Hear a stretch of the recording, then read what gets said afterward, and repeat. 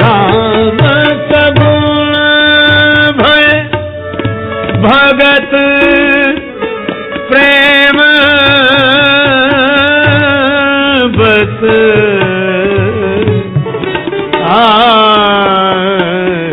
अगुण अमान।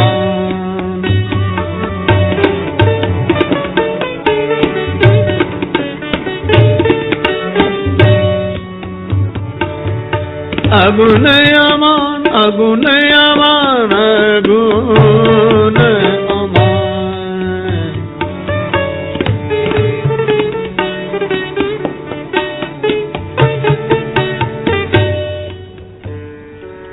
जो निर्गुण निराकार व्यापक ब्रह्म है वही भक्तों के प्रेम के कारण सगुण साकार स्वरूप में प्रकट हो जाते हैं।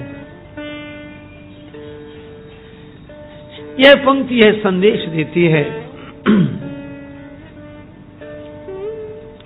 कि ब्रह्म में और भगवान में तत्वतः कोई भेद नहीं है। अंतर यही है कि ज्ञानी जिस ब्रह्म का अनुभव करते हैं, भक्त उसी ब्रह्म का भगवान के रूप में दर्शन करते हैं और ज्ञानी उन्हीं भगवान के ब्रह्म स्वरूप का अनुभव करते हैं।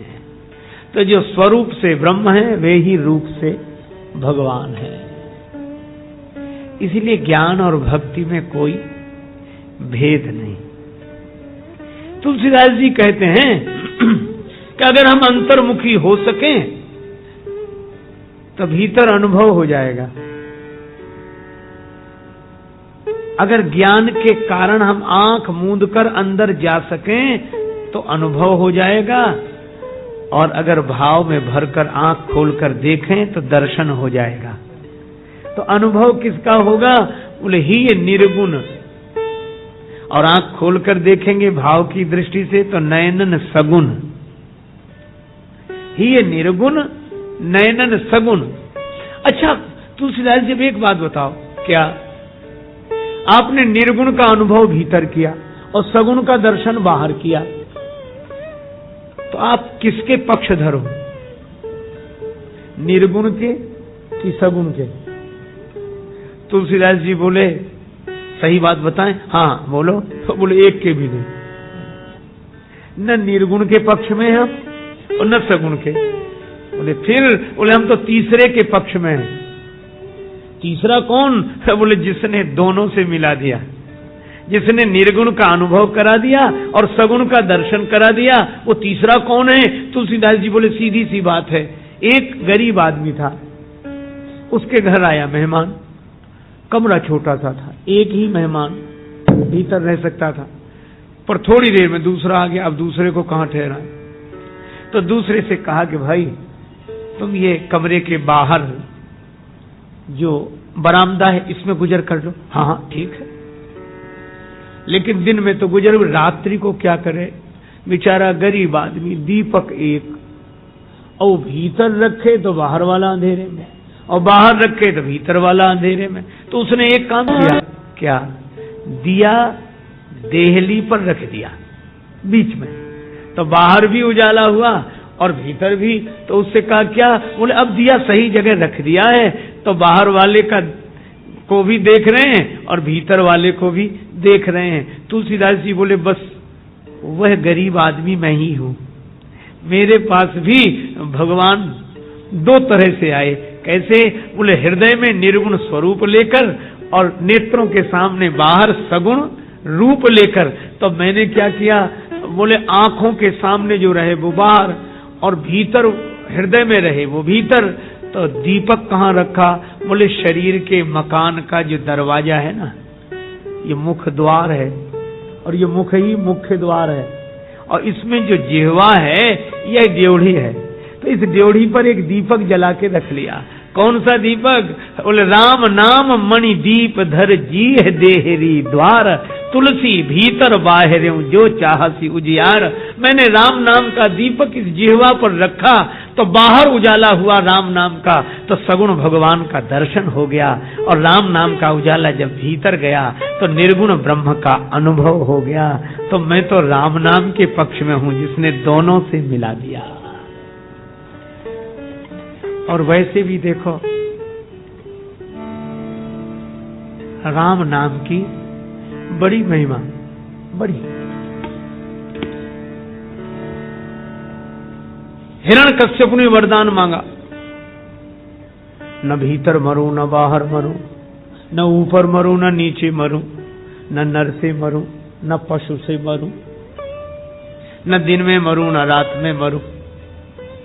तो उस कथा से तो आप परिचित हैं कि भगवान ने सभी शर्तें पूरी की। पर नरसिंह भगवान ने ड्योढ़ी पर बैठकर ही हिरण्यकश्यप को मारा।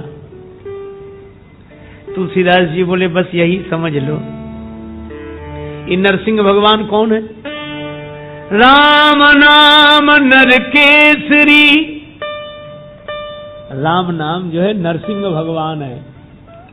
और हिरण्यकश्यप कनक कशिपु कलिकाल, ये कलयुग ही हिरण्यकश्यप है।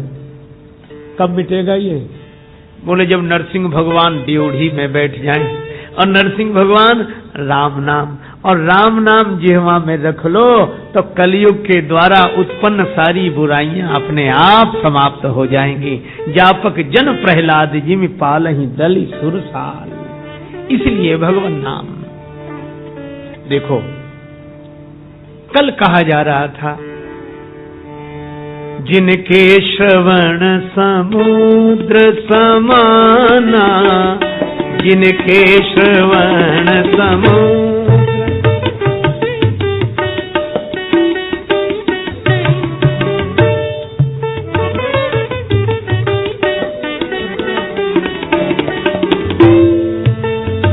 कथा तुम्हारी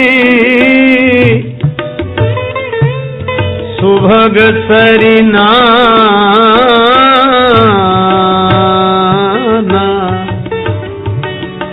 नाना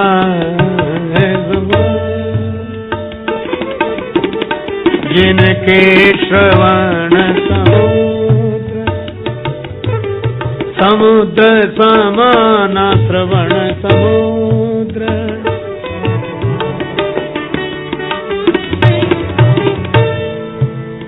वाल्मीकि जी कहते हैं, राम जी जो आपकी कथा सुने और आपकी मधुर कथा सरिता के लिए जिन्होंने अपने श्रवण को समुद्र बना लिया हो, आप उनके हृदय में रहें। इसका अर्थ है जो भगवान की कथा सुनेगा उसके हृदय में भगवान प्रकट हो जाएंगे। हैं तो सबके हृदय में, पर कथा सुनने से भगवान प्रकट हो जाएंगे। अच्छा, इसलिए आपने अनुभव किया होगा कि जब जब कथा होती है ना, तो कथावाचक क्या कहते हैं कि पहले भाई भगवान का नाम लो, नाम संकीर्तन करो, और बाद में भी नाम संकीर्तन, और कथा के आरंभ में भी नाम संकीर्तन। एक जगह की मैं आपको घटना सुनाऊं। रामायण सम्मेलन था, कई लोगों को बोलना था, तो सबको थोड़ा थोड़ा समय दिया गया। अब कथा की परंपरा के अनुसार हर आदमी नाम संकीर्तन करावे। तो एक आदमी ने सलाह दी, बोले ये 10-15 मिनट तो इसी में चला जाता है, पहले कीर्तन फिर बाद में, बोलने का समय नहीं बचता। तो दूसरा आदमी बोला एक काम हो सकता है। क्या? बोले ऐसा नहीं हो सकता, मान लो 5 लोगों को बोलना है तो जो पहले बोले वो कीर्तन करा ले, और जो अंत में बोले वो कीर्तन करा ले, बीच वाले बिना कीर्तन के कथा नहीं कर सकते क्या? तर्क तो अच्छा था, पर एक सज्जन ने बड़ी अच्छी बात कही। उन्होंने कहा एक बात बताओ। क्या? बोले घर में रहते हो? बोले हाँ रहते हैं। भोजन करते हो? बोले हाँ। रोटी दाल खाते हो? बोले हाँ हाँ। तो बोले रोटी खाते हो कभी बनते हुए देखी है? बोले हाँ देखी है। तो बोले कैसे बनती है? बोले आटा तैयार रहता है और माताएं उस आटे को जब रोटी के आकार देने के लिए बेलन से बेलना शुरू करती हैं तो वह चिपकता है, तो उसके लिए सूखा आटा लगाती है इधर और उधर, और ताकि वो आकार सही ग्रहण कर लेता। तो उन सज्जन ने कहा कि सब रोटियों में लगता है सूखा आटा, बोला सब में लगता है। बोला ऐसा नहीं हो सकता कि पहली रोटी में लग जाए और अंत वाली रोटी में लग जाए, बीच वाली भी नहीं उसके बन जाए। तो कहा कि वो हो नहीं सकता, वो सूखे आटे को इधर उधर लगाए बिना रोटी नहीं बन सकती। बस यही बात है, ये जैसे रोटी में वो लगाना ही पड़ेगा, इसी तरह भगवान की कथा के शुरू में और अंत में कीर्तन तो करना ही होगा। क्यों करना होगा? बोले इसलिए कि भगवान का नाम स्मरण करने से, संकीर्तन करने से वक्ता में भगवान के गुण गायन की शक्ति आ जाती है भगवान नाम के प्रभाव से, और श्रोता में उसे धारण करने की पात्रता आ जाती है। इसलिए भगवान नाम संकीर्तन।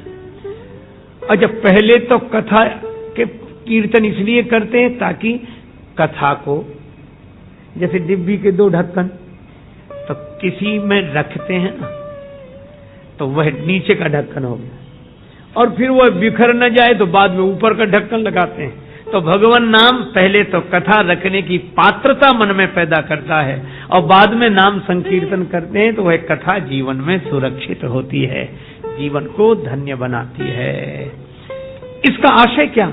आशय यह कि चाहे आप भगवान की कथा सुने, सत्संग करें, ज्ञानी बने, वैराग्यवान बने, पर बिना पूंजी के व्यापार नहीं होता। छोटा बड़ा कोई भी व्यापार करें, पूंजी आवश्यक है।